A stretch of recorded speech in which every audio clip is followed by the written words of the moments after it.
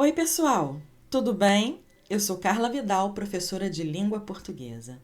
Eu sou uma mulher negra, o meu cabelo é crespo e curto.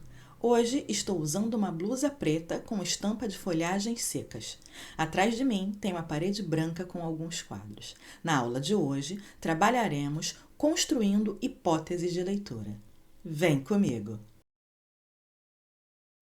Todos nós, leitores e leitoras, utilizamos variadas estratégias de leitura para desvendar os mistérios de um texto. Estratégias de leitura são as técnicas que usamos para adquirir informações. São métodos que escolhemos para facilitar o processo de compreensão da leitura.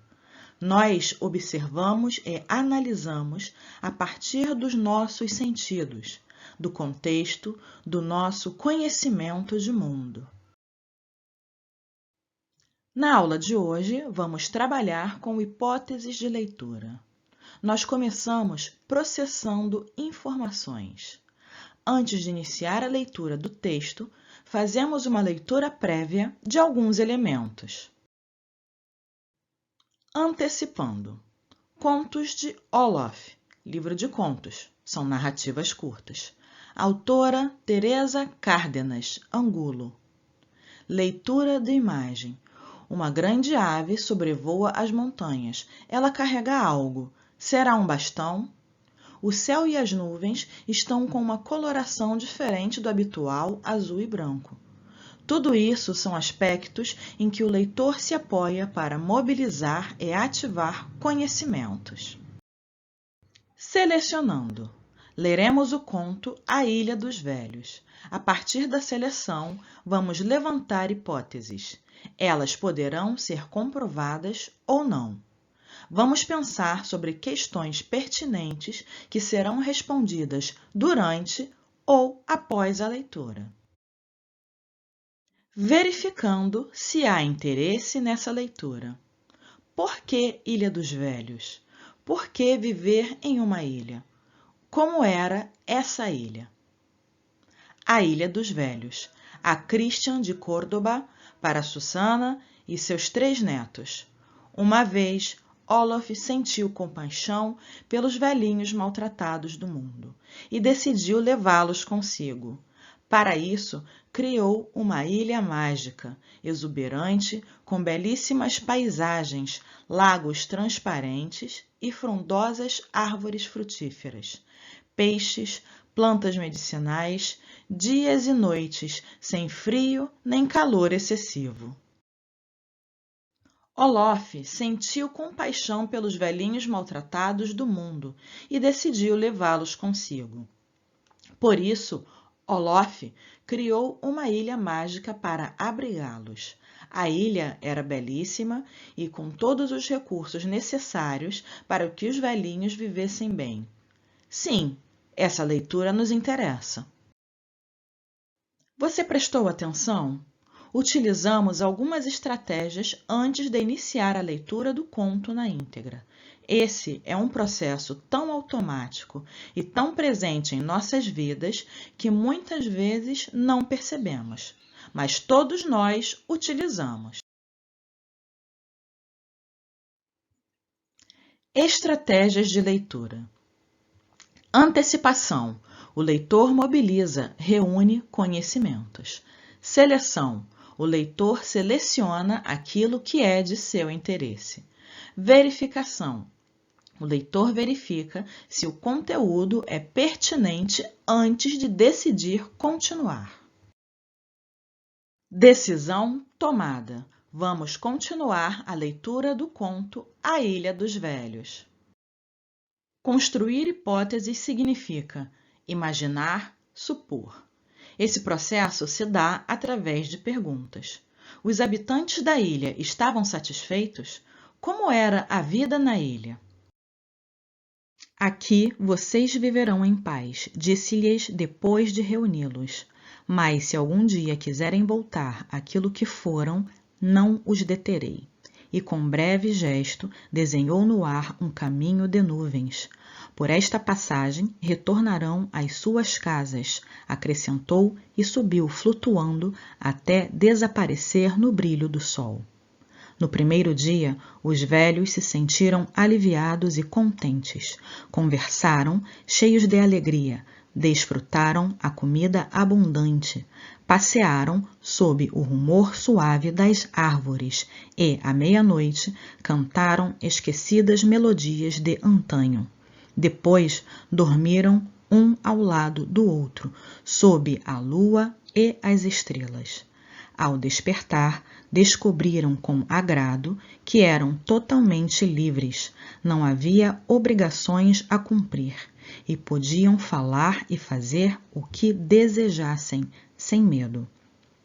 E o melhor, não incomodavam ninguém.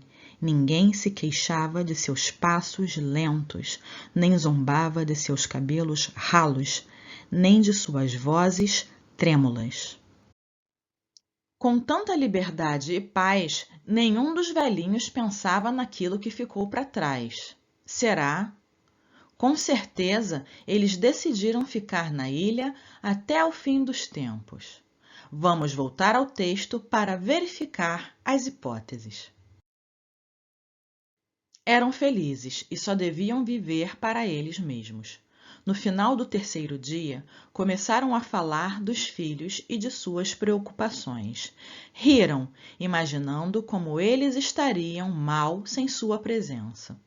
No quinto dia, porém, quando alguém mencionou um neto querido, na mesma hora, todos se refugiaram em recordações e se cobriram de sorrisos. Passados 7 dias, Olof desceu novamente à ilha e a encontrou vazia. Adivinhando o acontecido, disse a si mesmo: ainda que tenham o paraíso, os velhinhos sempre preferirão viver ao lado dos seus. E com um sopro fez a ilha desaparecer. Antes de continuar, entenda. Segundo a Organização Mundial da Saúde, OMS, idoso é todo indivíduo com 60 anos ou mais. Para efeito de formulação de políticas públicas, esse limite mínimo pode variar segundo as condições de cada país. É fundamental estimular rede de relacionamentos que o ampare e faça a pessoa idosa se sentir útil à comunidade. Atividade física regular e uma alimentação saudável. A interação com outras pessoas e atividades intelectuais. Suas escolhas e se colocar à disposição para ajudar sempre que necessário. Nós, os mais jovens, devemos tratar suas necessidades com afeto e respeito. Voltando ao assunto da nossa aula, lembre-se, a hipótese é uma possibilidade, uma expectativa antecipada que o leitor forma a respeito do conteúdo do texto antes de lê-lo. Vamos continuar nosso estudo levantando hipóteses sobre mais um texto, um conto de Conceição Evaristo. Antes, vamos conhecer um pouco mais sobre ela. Maria da Conceição Evaristo de Brito nasceu no dia 29 de novembro de 1946 em Belo Horizonte, Minas Gerais. É uma notável professora e escritora brasileira, especialmente ativa nos movimentos pela luta negra. Em 1973, mudou-se para o Rio de Janeiro, onde se formou em letras, cursou mestrado e doutorado. Na década de 90, Conceição Evaristo iniciou sua carreira como autora com publicações nos mais variados gêneros: poesia, ensaio, romance, contos. Sua escrevivência é potente e vem a partir do local de fala de uma mulher negra de origem humilde. É importante refletir sobre o porquê Conceição Evaristo alcançou o reconhecimento apenas aos 71 anos de idade. Vamos ler e levantar hipóteses de leitura sobre um dos mais belos de seus contos, Conceição Evaristo, Filha, Mãe, Ancestral. Olhos d'água. O que são olhos d'água? De que trata o texto? Que história será contada nessas linhas? Uma noite, há anos, acordei bruscamente e uma estranha pergunta explodiu de minha boca. De que cor eram os olhos de minha mãe? Atordoada, custei reconhecer o quarto da nova casa em que estava morando e não conseguia me lembrar como havia chegado até ali. E a insistente pergunta, martelando, martelando, de que cor eram os olhos de minha mãe? Há quanto tempo ela buscava essa resposta? Ela não se lembra ou ela não sabe? Aquela indagação havia surgido há dias, há meses, posso dizer. Entre um afazer e outro, eu me pegava pensando de que cor seriam os olhos de minha mãe.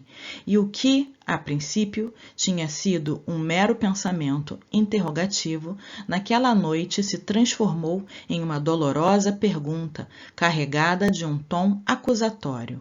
Então, eu não sabia de que cor eram os olhos de minha mãe? Como era essa relação familiar? Como era essa mãe? Sendo a primeira de 7 filhas, desde cedo busquei dar conta de minhas próprias dificuldades. Cresci rápido, passando por uma breve adolescência.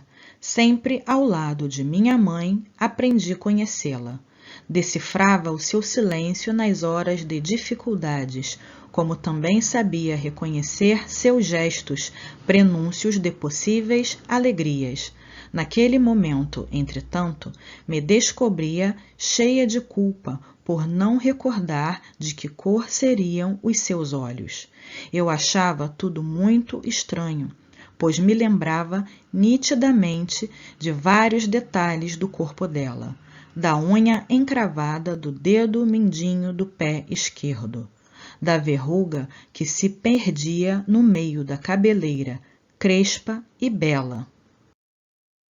Um dia, brincando de pentear boneca, a alegria que a mãe nos dava quando, deixando por uns momentos o lava-lava, o passa-passa das roupagens alheias, se tornava uma grande boneca negra para as filhas. Descobrimos uma bolinha escondida bem no couro cabeludo dela. Pensamos que fosse carrapato.